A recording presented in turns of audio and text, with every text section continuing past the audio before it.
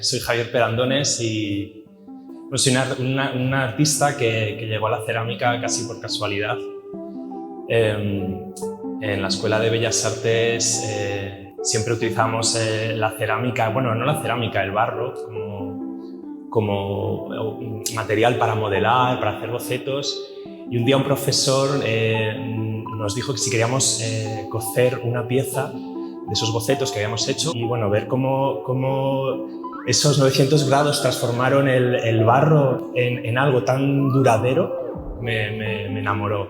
Yo me inspiro casi siempre en la naturaleza. Me gusta ver todos esos pequeños detalles que se crean en la naturaleza y que casi siempre tienen mucho que ver con la geometría. Trato de construir con el principio de repetición.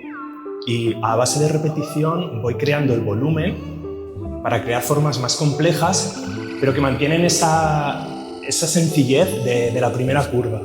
Y entonces por eso, aunque es una figura que puede llegar a ser compleja, también es una figura que pesa poco, que es sencilla. Y también por eso utilizo la porcelana, porque me parece un material que es muy limpio, que lo puedes dejar desnudo, que en realidad recoge muy bien la luz, porque juega mucho con la luz, la sombra, las transparencias. Yo intento que mi pieza sea silenciosa, que no grite, que no pese, que sea un poco inmaterial. Y yo por eso el blanco de la porcelana forma parte de esa materialidad, la luz forma parte de esa materialidad.